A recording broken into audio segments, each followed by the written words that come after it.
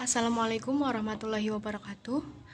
Kami dari kelompok 11 yang beranggotakan saya sendiri, Regina Yuliana Dewi, dan rekan saya, Vivi Nafisa.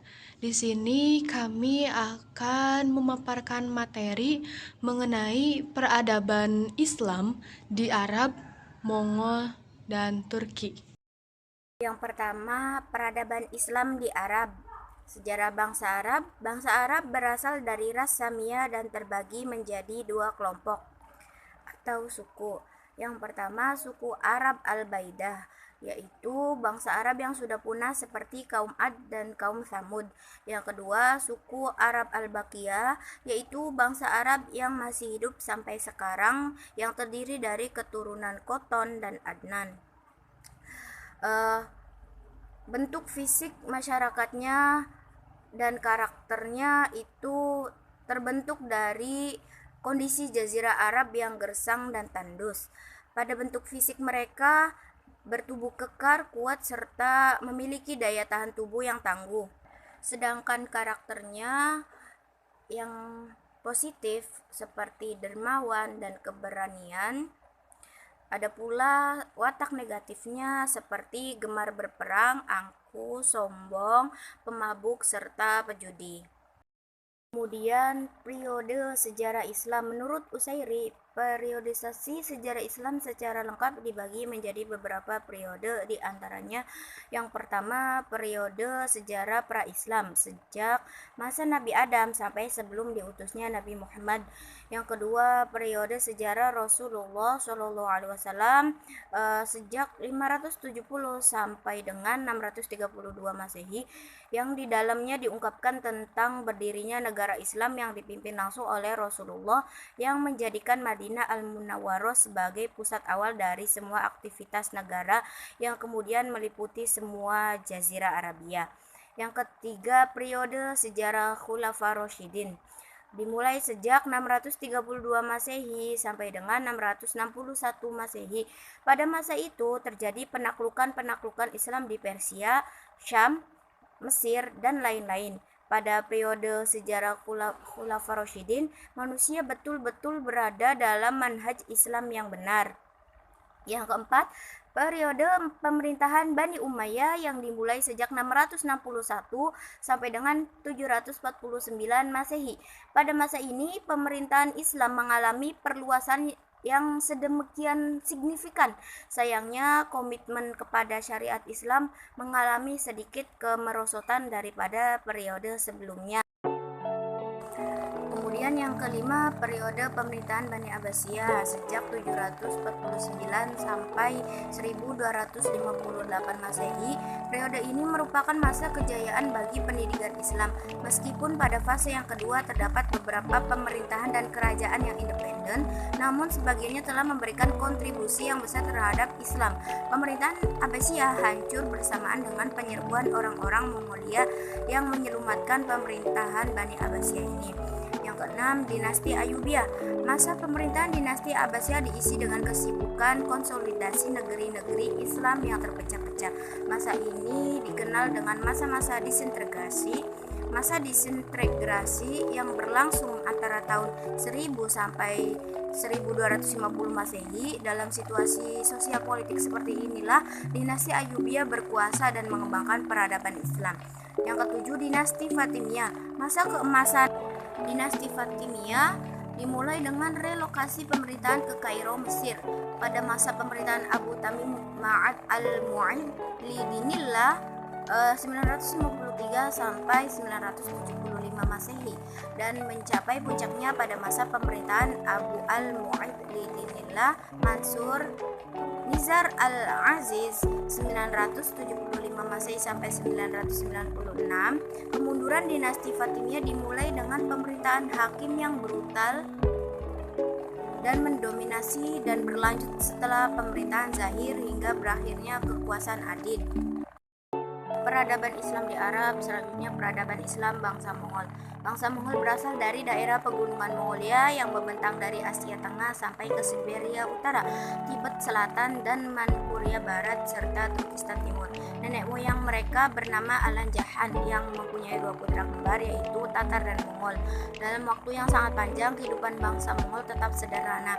Pada saat itu dikenal dengan bangsa nomaden.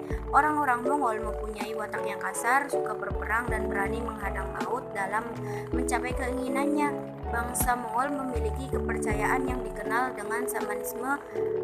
Dengan kepercayaan itulah mereka berusaha memperluas wilayah kawasan dengan menduduki wilayah-wilayah yang strategis secara paksa tanpa memperhatikan nilai-nilai kemanusiaan. Peradaban bangsa Mongol yang pertama, kemajuan bangsa Mongol secara besar-besaran pada masa kepemimpinan Yasugi Bahadur Han.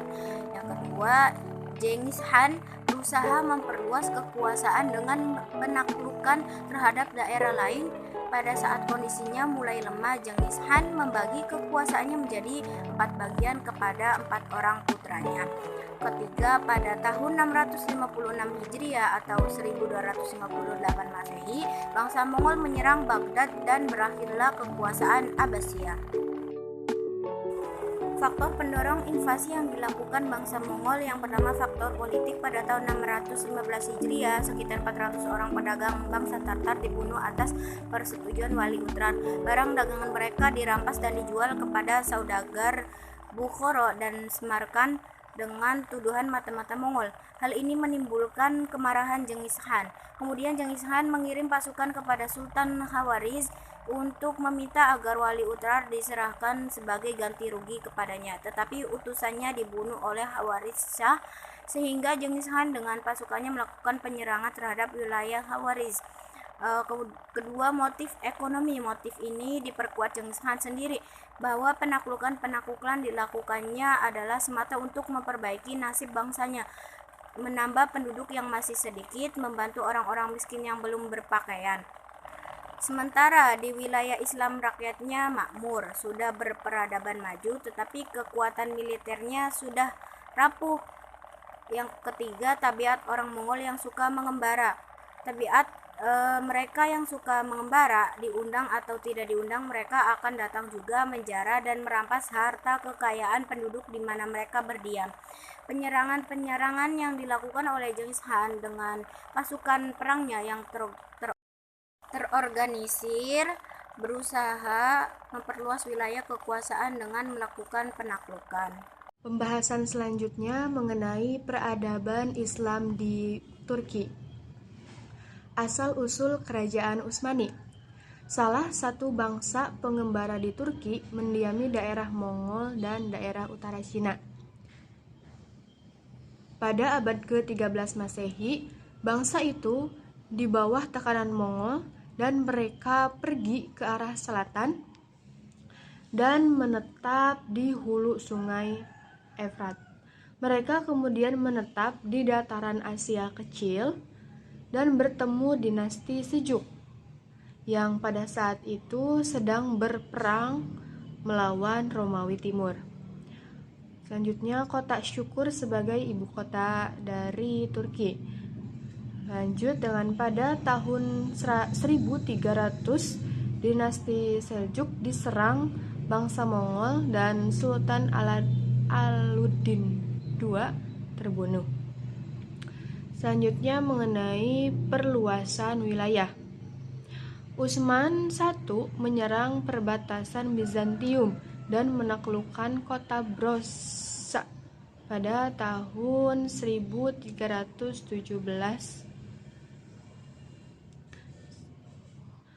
Yang kedua, Orhan menaklukkan Asia Kecil atau Izmi, San Ankara, dan Galipora.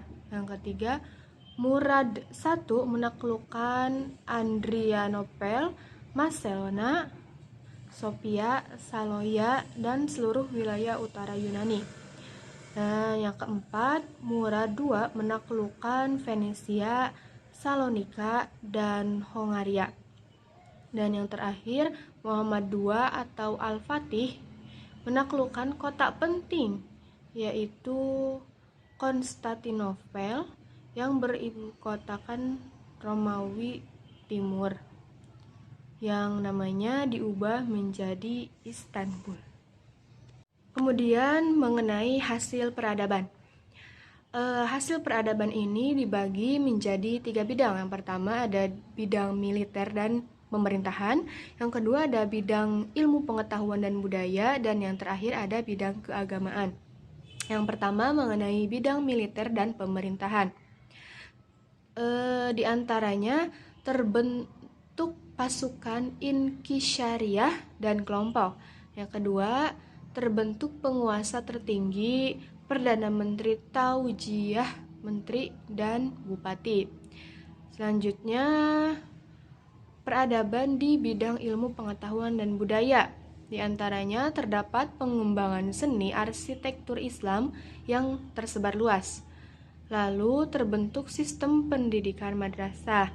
Dan selanjutnya, peradaban Islam di Turki dalam bidang keagamaan. Di antaranya, ulama berperan penting di bidang pemerintahan dan politik, serta perluasan wilayah kekuasaan Islam di benua Eropa.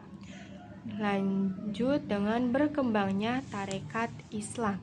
Lalu terdapat pula faktor kegemilangan atau kesuksesan yang pernah dicapai oleh dinasti Utsmani dan juga kemundurannya.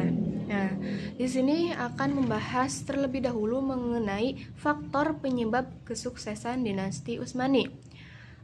Di antaranya ada beberapa faktor, yaitu kemampuan dalam strategi perangnya, lalu bercita-cita memperoleh ghanimah, yang ketiga ingin maju dan tak pernah diam serta sederhana, yang keempat semangat jihad dan ingin mengembangkan Islam, yang kelima letak Istanbul yang strategis sebagai ibu kota kerajaan pada dinasti Utsmani, dan yang terakhir ada kondisi kerajaan-kerajaan di sekitarnya yang kacau.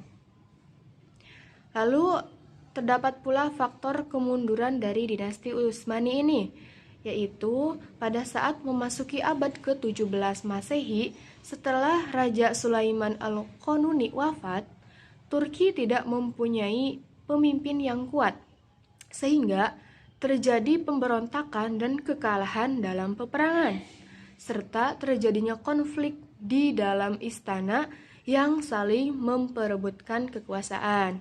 Nah, pada tahun 1924 Hijriah ini, Masehi ini, kekhalifahan Turki Utsmani dihapuskan dari kancah sejarah dunia. Nah, sekian pemaparan materi yang dapat kelompok 11 sampaikan mengenai peradaban Islam di Arab, Mongol, dan Turki. Dan mohon maaf atas segala kekurangan yang kami sampaikan. Wallahul muwaffiq ila aqwamit thoriq. Wassalamualaikum warahmatullahi wabarakatuh.